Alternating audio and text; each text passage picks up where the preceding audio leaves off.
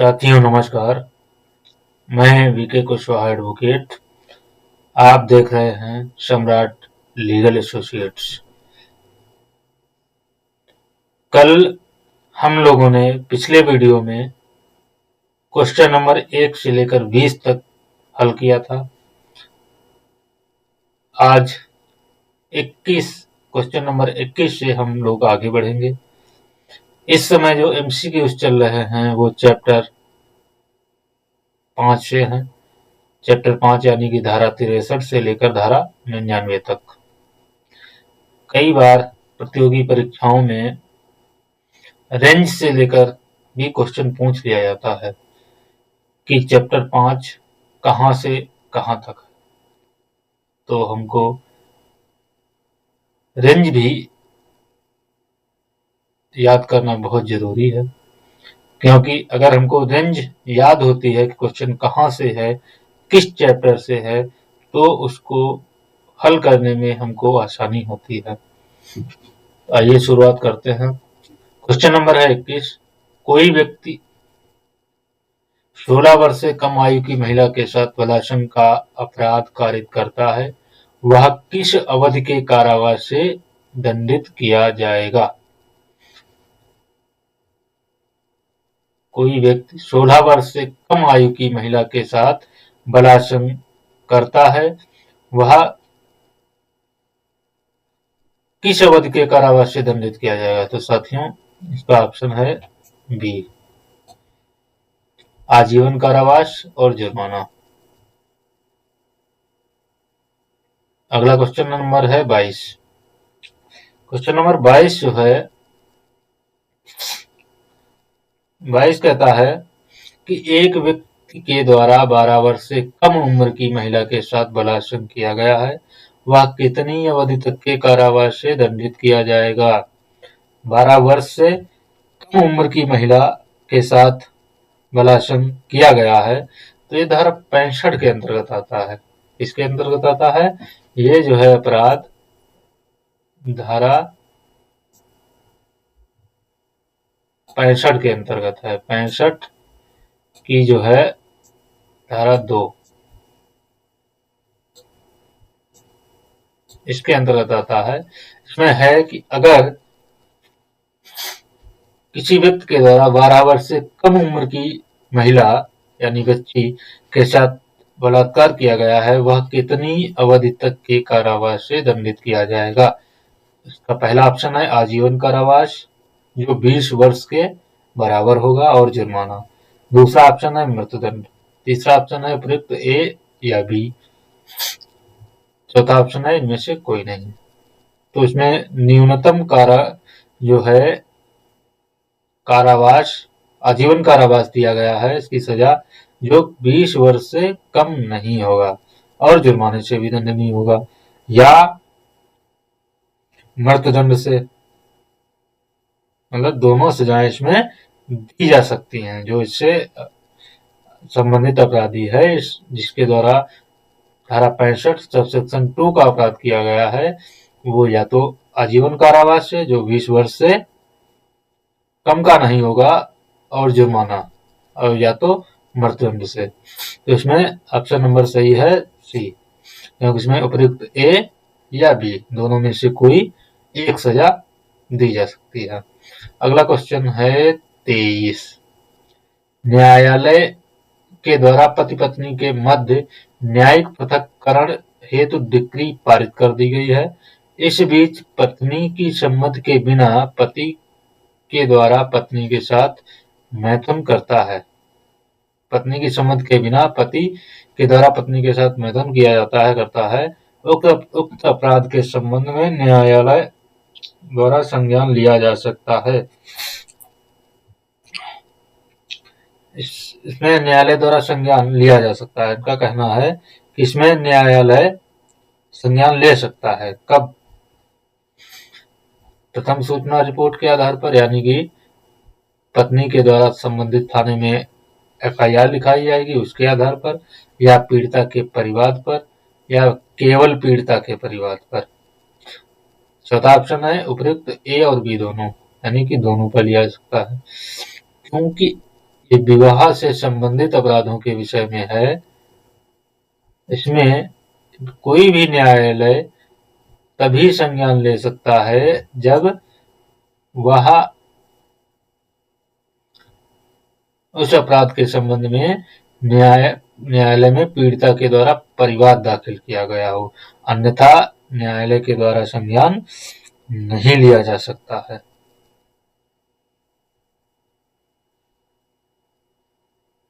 और इसमें जो सजा है वो इसमें जो सजा है वो 2 वर्ष होगी न्यूनतम, 2 से 7 वर्ष तक, 2 से 7 वर्ष तक। अगला क्वेश्चन है 24। 24 जो है कहता है कि एक व्यक्ति एक महिला को उसके साथ विवाह करने का वचन देकर मैथुन करता है, उसके पश्चात उसके साथ विवाह करने से इनकार कर देता है। वह वीएनएस के तहत किस धारा से और कितनी अवधि तक के कारावास से दंडित किया जा सकता है?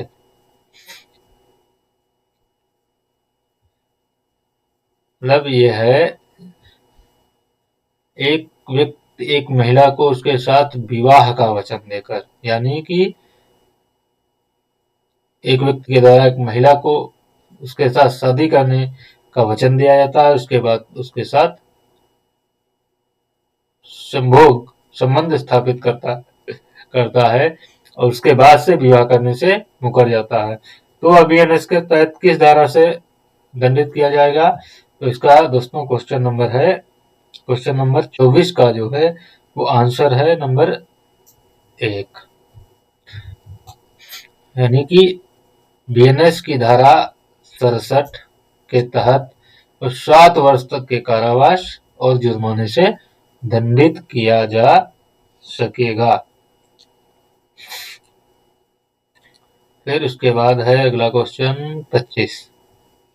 भारतीय न्याय संहिता 2023 में सामूहिक बलात्कार के अपराध को किस धारा में दंडनीय बनाया गया है? सामूहिक बलात्कार के अपराध को धारा 70 में दंडनीय बनाया गया है।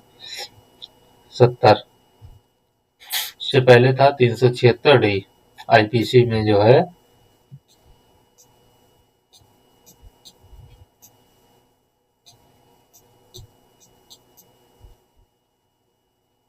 376 डी था। 71 कहता है कि जो अपराधी पुनरावृत्ति करेंगे मतलब दोबारा दोहराएंगे, यानी कि धारा 64, 65, 66 इनसे संबंधित जो है अगर कोई व्यक्ति पुनरावृत्ति करता है ऐसे अपराधों की तो उसके संबंध में है। 72 जो है बताता है कि इस प्रकार के अपराध से पीड़ित व्यक्ति की अगर कोई पहचान उजागर करता है, यानी कि उसमें जो है उनका मुद्रण वगैरह करता है, प्रकाशन करता है, मीडिया में निकालता है, तो ऐसे व्यक्ति के लिए दंड का प्रावधान किया गया है। जो भी पीड़िता की पहचान उजागर करेगा सिवाय वैध तरीके से, मतलब विधि प्रावधानों को छोड़कर, जैसे कि आईओ है उसे अगर आवश्यकता पड़ी तो वो पहचान को उजागर कर सकता है। अगर अन्य कोई व्यक्ति करता है तो उसे 2 वर्ष तक के कारावास से दंडित किया जा सकेगा। और धारा 73 जो बात करता है कि न्यायालय की कार्रवाइयों का भी कोई प्रकाशन नहीं कर सकता है बगैर न्यायालय की अनुमति के। न्यायालय की जो है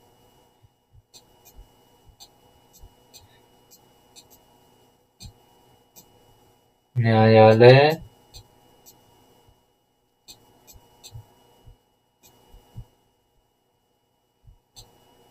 की जो कार्रवाइयां हैं उनका भी प्रकाशन नहीं हो सकता है, लेकिन इसके अंतर्गत सुप्रीम कोर्ट और जो हाई कोर्ट है उनके जजमेंट को इससे जो है छूट दी गई है। इसके बाद है क्वेश्चन नंबर 26। एक व्यक्ति के द्वारा महिला का घूंघट लज्जा भंग करने की आशय से उठा दिया जाता है, जिसका उसे उस महिला के द्वारा विरोध किया जाता है। उक्त अपराध भारतीय न्याय संहिता की किस धारा के तहत दंडनीय है? क्वेश्चन नंबर है 26। इसे धारा 74 के अधीन दंडनीय बनाया गया है।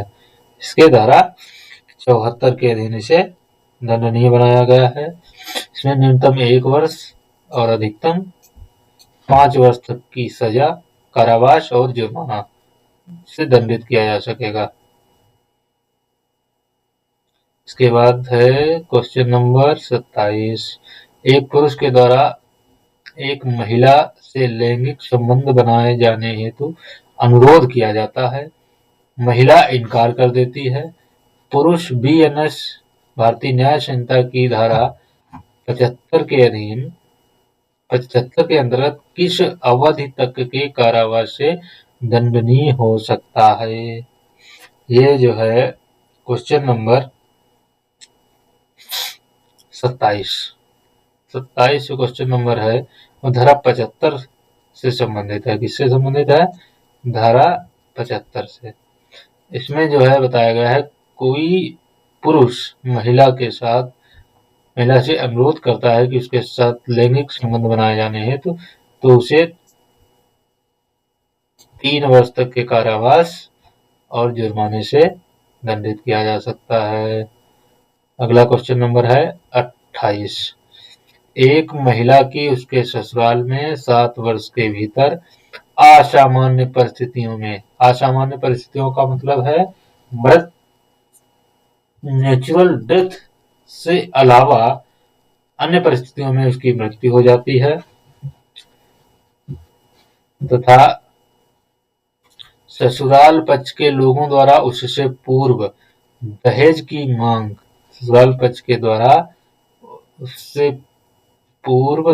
की मांग को लेकर महिला को शारीरिक और मानसिक रूप से प्रताड़ित किया गया था। भारतीय न्याय संहिता की किस धारा में इसे दंडनीय बनाया गया है? यह है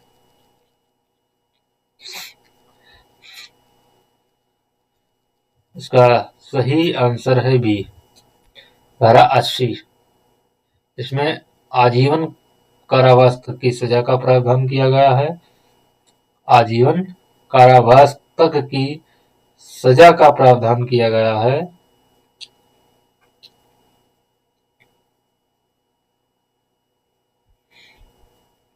इसके बाद है 29। एक विवाहित महिला के द्वारा अपने विवाह विच्छेद कराए बिना दूसरे पुरुष के साथ अपने विवाह की पूर्ण जानकारी देते हुए उसकी सहमति से विवाह कर लेती है। भारतीय न्याय संहिता 2023 की धारा 82 के तहत महिला और पुरुष कितनी अवधि तक के कारावास से दंडनीय होंगे? यानी कि एक महिला जो है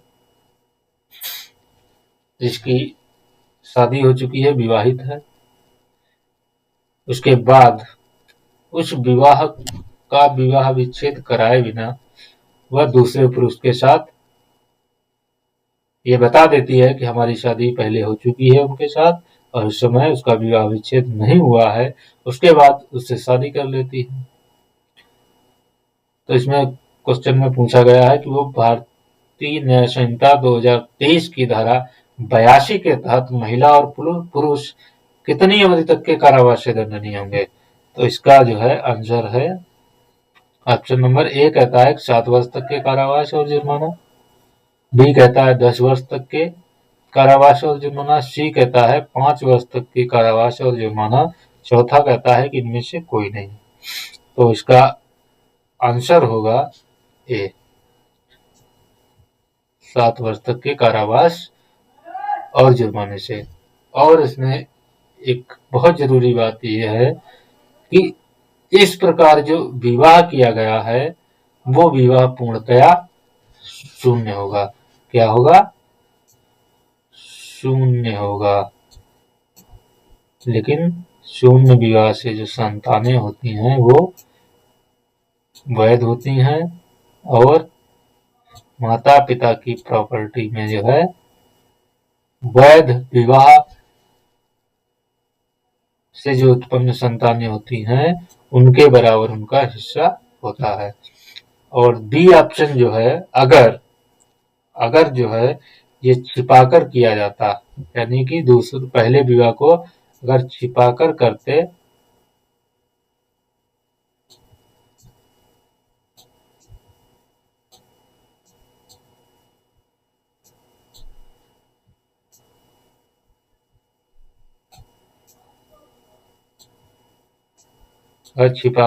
तो 10 वर्ष तक का कारावास है, इसमें दोनों है।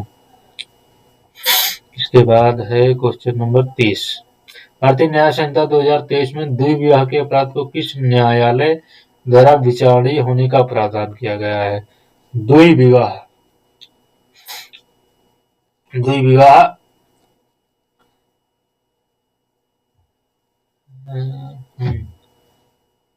चलिए इनका प्रावधान क्या है? पहला ऑप्शन है सेशन न्यायालय द्वारा, दूसरा है प्रथम वर्ग मजिस्ट्रेट द्वारा, द्वितीय वर्ग मजिस्ट्रेट द्वारा, या इनमें से कोई नहीं।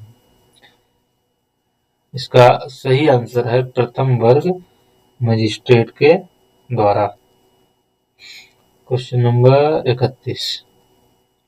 एक व्यक्ति के द्वारा एक महिला का इस आशय के साथ अपहरण किया जाता है कि उसको अपने साथ विवाह करने हेतु विवश करेगा।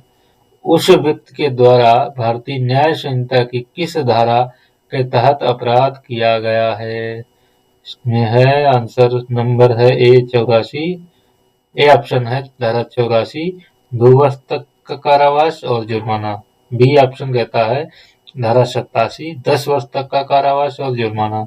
सी कहता है धारा 88, 7 वर्ष तक का कारावास और जुर्माना। डी कहता है धारा 89, 10 वर्ष तक का कारावास और जुर्माना। इसका ऑप्शन है बी, धारा 87, 10 वर्ष तक का कारावास और जुर्माना। जो धारा 84 है वो कहता है, वो इससे संबंधित है कि अगर कोई महिला किसी अन्य व्यक्ति के साथ विधि पूर्वक विवाहित है और उसे आपराधिक आशय के साथ कोई अन्य पुरुष वह फुसलाकर ले जाता है और उसको मालूम है कि ये महिला विधि पूर्वक अन्य पुरुष की पत्नी है, ले जाता है और उसके साथ संभोग करने के लिए आपराधिक आशय से, तो ऐसे व्यक्ति को 2 वर्ष तक के कारावास और या जुर्माने या दोनों से दंडित किया जा सकता है। धारा 88 जो है, धारा 88 गर्भपात से संबंधित है।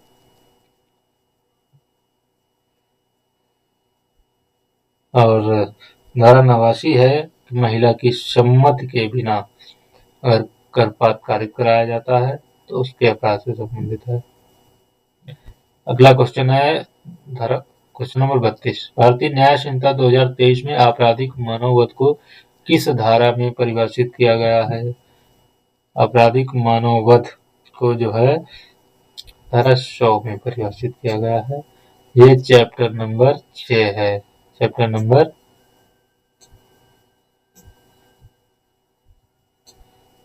नंबर 6 और है धारा है 100 से लेकर 144 तक।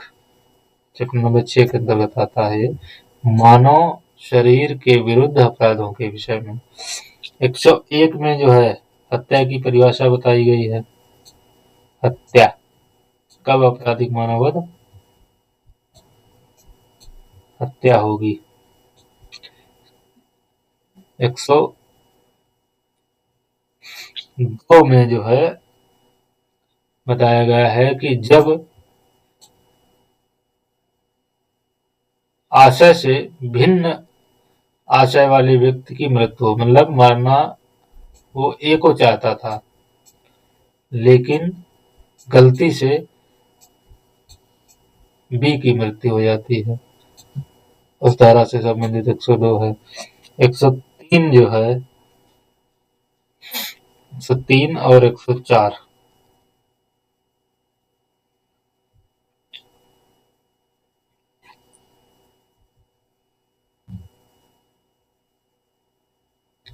हत्या के दंड से संबंधित है।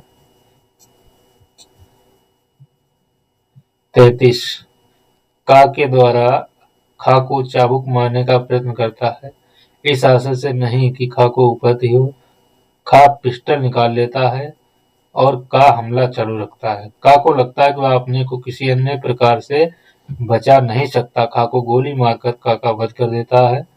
का वध कर देता है। खा के द्वारा कौन सा अपराध किया गया है? हालांकि यहाँ हत्या तो नहीं होगा,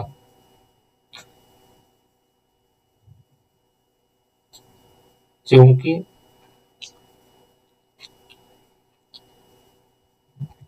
आपराधिक मानव वध जरूर होगा, क्योंकि उसके पास चाबुक थी, उसे मारने का जो है प्रयत्न कर रहा था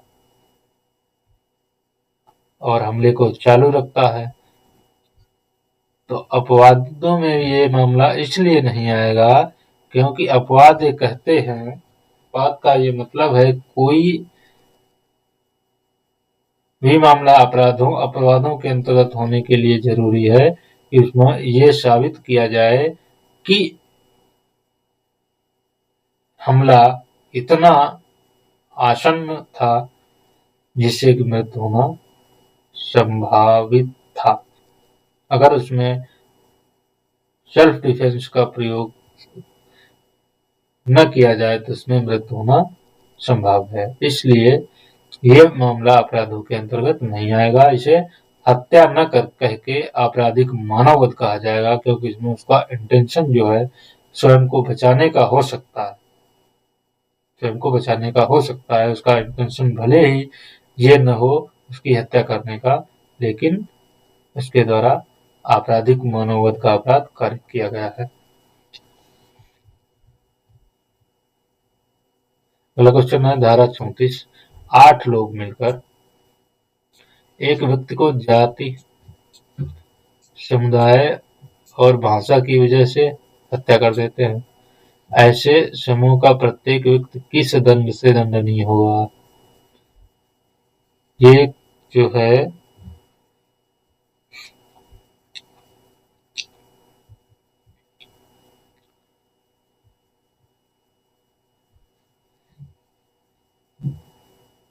ये क्वेश्चन नंबर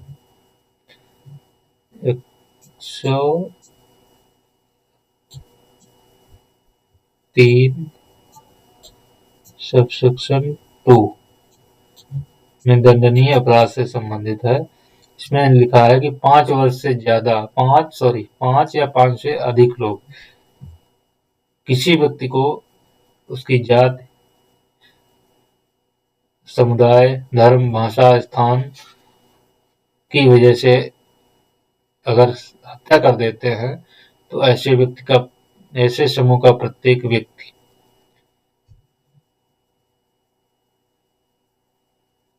सामान्य आशय होने के कारण हत्या के दंड से दंडित किया जाएगा। इसका ऑप्शन है सी। इसमें जो सजा का प्रावधान है या तो मृत्युदंड या आजीवन कारावास और जुर्माना। आजीवन कारावास जो शेष प्राकृत जीवन के लिए होगा। जब तक जिंदा है तब तक जेल में ही रहना होगा। इसके बाद है धारा 35। एक चिकित्सक के द्वारा एक मरीज का लापरवाही पूर्वक इलाज करने के कारण उसकी मृत्यु हो जाती है।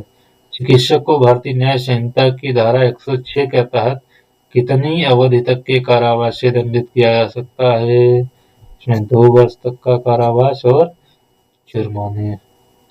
हत्या के प्रयत्न को भारतीय न्याय संहिता 2023 की किस धारा में दंडनीय बनाया गया है?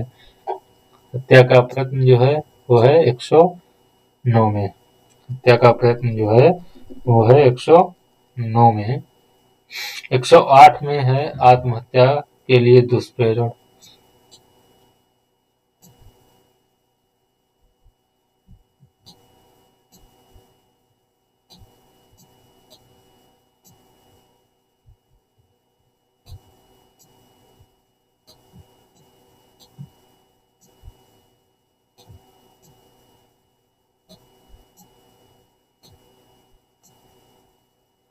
दुष्प्रेरण। 110 जो है, 110 कहता है आपराधिक मानववध के विषय में। आपराधिक मानववध।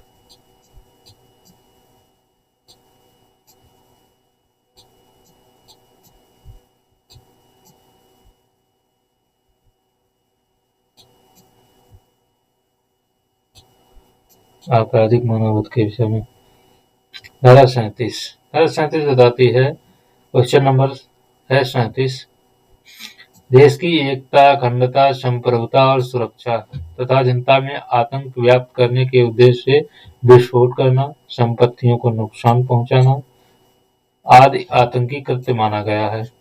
इसमें न्यूनतम 30 वर्ष तथा अधिकतम मृत्यु या आजीवन कारावास से दंडित किया जाएगा। इसे 21 धारा में दंडनीय बनाया गया है। इसे 21 धारा में दंडनीय बनाया गया है। यह है क्वेश्चन नंबर 37। इसमें आइए 111 बात करता है संगठित अपराधों के विषय में। संगठित अपराध, सिंडिकेट, संगठित अपराध के विषय में बात करता है, उसके दंडित होने के बारे में बात करता है। सिंडिकेट अगर न मालूम हो तो अभी हाल ही में जो मूवी रिलीज हुई थी, इसका नाम है पुष्पा। उसे देखने के बाद समझ में आ जाएगा कि सिंडिकेट क्या होता है, संगठित अपराध। ये 112 जो है वो बात करता है छोटे संगठित अपराधों के विषय में। छोटे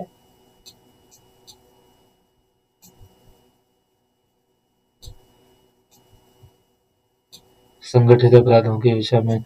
113 आतंकवादी कृत्य।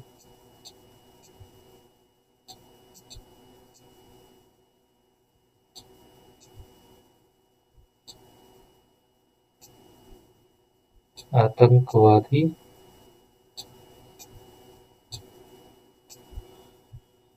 कृत्य, इसका सही ऑप्शन है 113। अगला क्वेश्चन है 38, निम्नलिखित में से किसे घोरुपति कहा जाएगा? दोनों में से किसी नेत्र की दृष्टि का स्थायी विच्छेद। सही। कान की श्रवण शक्ति, ये शक्त नहीं है, ये है शक्ति।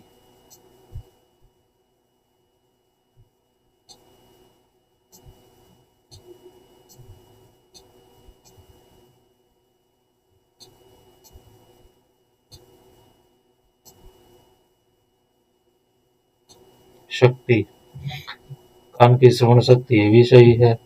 इसी अंग या जोड़ का स्थायी विच्छेद, ये भी सही है, ये भी सही है। यानी कि उपयुक्त तीनों। इसमें जो है कुल 8 आधार दिए गए हैं। कुल 8 आधार दिए गए हैं। घोरुपति किन्हें किन्हें माना जाएगा, इसमें 8 चीजें दी गई हैं जो घोरुपति के अंतर्गत आती हैं। 39 का एक पुलिस अधिकारी है, या से या संस्वीकृत कराने के लिए कि उसने अपराध किया है, उसे उत्प्रेरित करने के लिए यातना देता है। का ने किस धारा के तहत दंडनीय अपराध किया है? का ने किस धारा के तहत दंडनीय अपराध किया है? संस्वीकृत कराने के लिए। संस्वीकृत कराने के लिए ऑप्शन नंबर डी 120। 120 ये कहता है, इसका जो दृष्टांत दिया है, इसमें अगर कोई भी व्यक्ति, लोक सेवक, ये आपसे संस्कृत कराने के लिए, ये कबुलवाने के लिए आपको दंडित करता है, थाने में यातनाएं देता है, मारता पीटता है कि आप कबूल लीजिए कि आपने ये अपराध किया है, आपने ये अपराध किया है। अगर ऐसा कोई भी करता है, चाहे वो विवेचक हो, पुलिस हो, या कोई व्यक्ति हो, या एजेंसी से संबंधित कोई व्यक्ति हो, अगर ये आपको प्रताड़ित करता है इस संबंध में, तो वो इस धारा के तहत दंडनीय होगा और इसमें 7 वर्ष तक के कारावास की सजा का प्रावधान किया गया है। 7 वर्ष तक के कारावास की सजा का प्रावधान किया गया है। 119 बताता है कि संपत्ति उद्यापित करने के लिए अवैध तरीके से जो है संपत्ति उद्यापित करने के लिए यातना देना। 121 जो है लोक सेवक को अपने कर्तव्य से जो है डराने के लिए, लोक सेवक को अपने कर्तव्य से डराने के लिए। 122 जो है प्रकोपन, एकदम से जो है उसको मारने पीटने के लिए तैयार हो जाना, प्रकोपन। इसमें जो है 5 वर्ष तक की सजा और 10,000 रुपए तक का जुर्माना। इसमें 5 वर्ष तक की सजा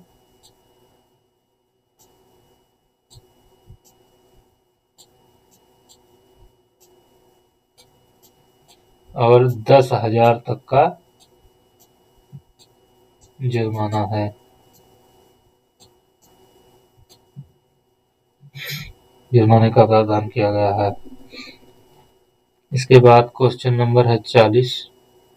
किसी व्यक्ति के द्वारा उपेक्षा या उतावलेपन से कोई ऐसा कार्य करता है जिससे मानव जीवन और उसकी सुरक्षा खतरे में पड़ जाए। यदि उपहत या घोर उपहत कारित हो जाए तो उसे बीएनएस की धारा 125 के तहत कितने दंड से दंडित किया जाएगा?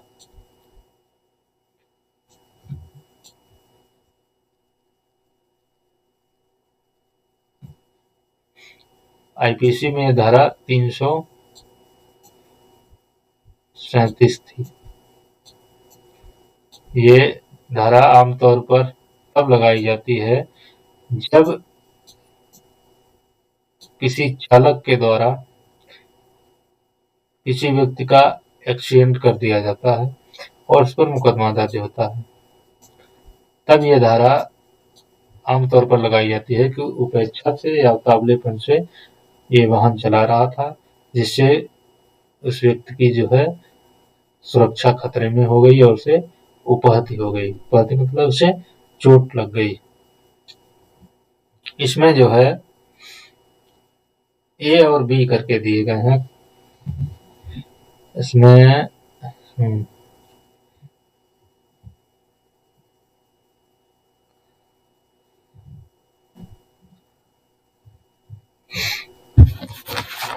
कितना दंड दिया जा सकता है ये पूछा गया है। इसमें पहला जो ऑप्शन है ए, वो कहता है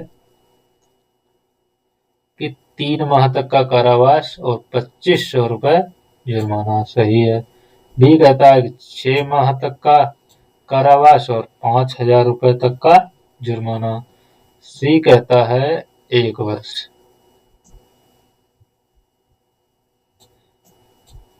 1 वर्ष तक का जो है कारावास और 10,000 रुपए तक का जुर्माना। डी ऑप्शन कहता है फिर तीनों, उसमें तीनों सही है।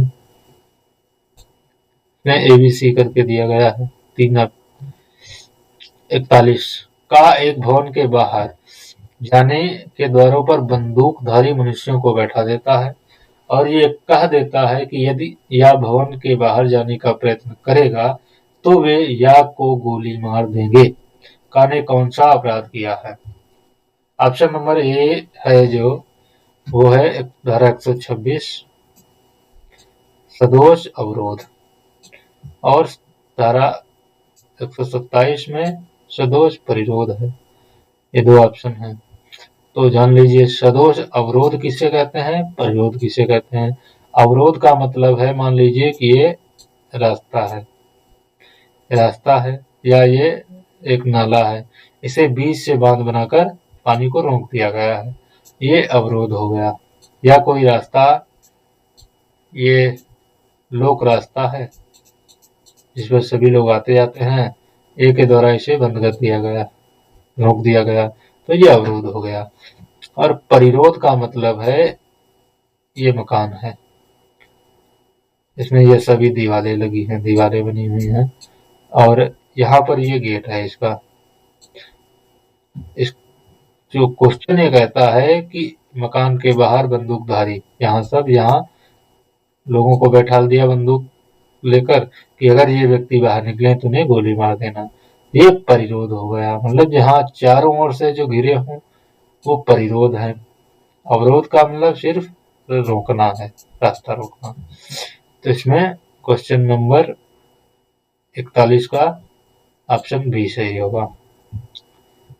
42 का एक लोक सेवक को जो अपने कर्तव्य का पालन कर रहा है उसे रोकने के लिए खा उस पर हमला कर देता है, वह बीएनएस की किस धारा में परिभाषित अपराध से दंडनीय होगा?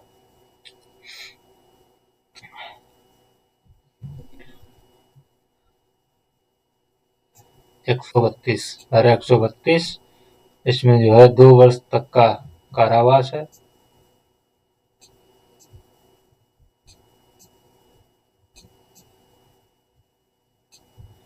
दो वर्ष तक का कारावास है और जुर्माना है।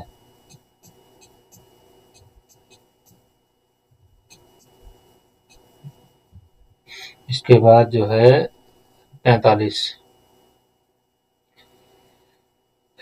43 है राज्य के विरुद्ध अपराधों के संबंध में प्रावधान भारतीय न्याय संहिता 2023 के 21 अध्याय में किया गया है।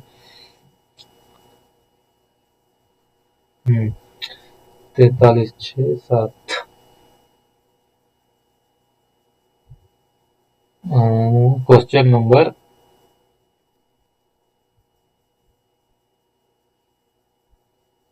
इसका ऑप्शन है ए। अध्याय 7 धारा 147 से लेकर 158 तक। यह है राज्य के विरुद्ध अपराधों के विषय में। फिर उसके बाद है अध्याय 8 जो है वो सैनिकों से संबंधित अपराधों के विषय में है, जिसमें नौसेना, वायुसेना ये सब इसके अंतर्गत आते हैं। चैप्टर नंबर 9 जो है वो निर्वाचन से संबंधित है। ऐसे निर्वाचन से संबंधित है। चैप्टर नंबर 10 जो है वो संबंधित है सिक्कों से, स्टाम्पों से, नोटों से, इन सब से संबंधित है। जिसका ऑप्शन जो है ए सही है। राज्य के विरुद्ध अपराध अध्याय 7 धारा 147 से 158 तक। अगला क्वेश्चन है 44। भारतीय न्याय संहिता 2023 में निर्वाचन से संबंधित अपराधों को किस न्यायालय द्वारा विचारणीय बनाया गया है? ऑप्शन है ए सेशन न्यायालय, बी है प्रथम वर्ग मजिस्ट्रेट, सी है द्वितीय वर्ग मजिस्ट्रेट, डी है उपयुक्त ए या बी। इसका ऑप्शन सही है प्रथम वर्ग मजिस्ट्रेट। इसमें 2 वर्ष अधिक से कोई ज्यादा सजा नहीं है किसी में, और सारे अपराध जो है वो जमानती हैं। भारतीय न्याय संहिता 2023 में निर्वाचन से संबंधित अपराधों को बनाया गया है जमानती। अभी ऊपर पढ़ चुके हैं। 46 एक स्टाम्प जिसका पहले प्रयोग किया जा चुका है, ये जानते हुए भी सरकार को हानि पहुंचाने के उद्देश्य से उसे उपयोग में लाया जाता है, उसे भारतीय न्याय संहिता 2023 की धारा 184 के तहत कितनी अवधि तक के कारावास से दंडित किया जाएगा? क्वेश्चन कहता है कि एक स्टाम्प जो है जिसका पहले प्रयोग किया जा चुका है, कोई भी व्यक्ति ये जानते हुए सरकार को हानि पहुंचाने के लिए, सरकार के राजस्व को नुकसान पहुंचाने के लिए उस स्टाम्प को दोबारा उपयोग में लाता है तो उसे धारा 184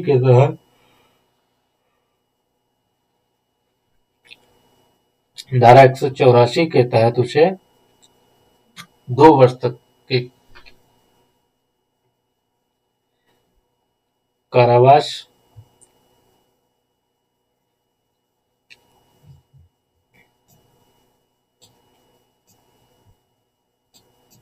से दंडित किया जा सकता है।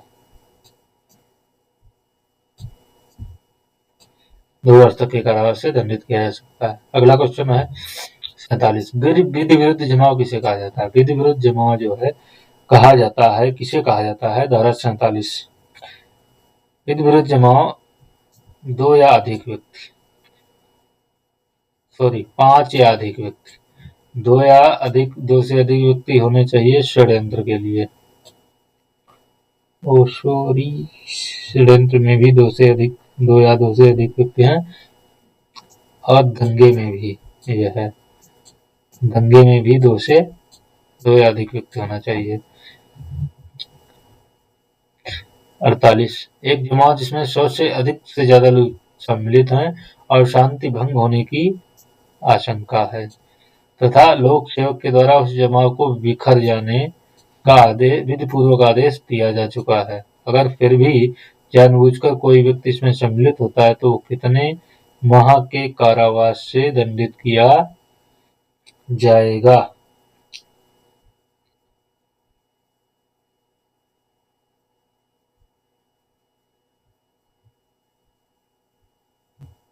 ऑप्शन नंबर इसका सही है डी, 2 वर्ष तक का कारावास और जुर्माना। 49 विधि विरुद्ध जमात का प्रत्येक सदस्य सामान्य आशय को अग्रसर करने में किए गए अपराध का दोषी होगा। यह किस धारा में प्रावधान किया गया है? ये प्रावधान किया गया है धारा 190 में। 191 जो है वो बताता है बलवे से संबंधित है, इसमें 2 वर्ष से लेकर 5 वर्ष तक सजा होगी। 192 जो है बताता है बलवा कराने के आशय से कोई शब्द वगैरह बोलना, कहना या लिखना। और 194 बताता है कि दंगा न 2 से अधिक व्यक्ति लोक स्थान में लड़कर कोई लड़ते हैं जिससे दंगा बलवा होने की संभावना है, दंगा होने की संभावना है, वो 194 के अंदर बताता है। तो साथियों ये था क्वेश्चन नंबर 21 से लेकर 49 तक, जिसमें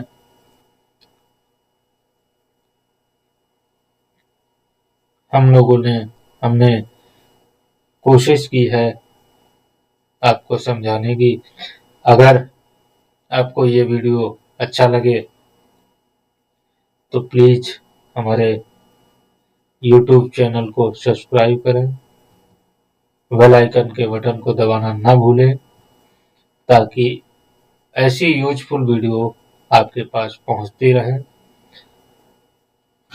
और दोस्तों को भी शेयर करें ताकि किसी और का भी भला हो। Thank you.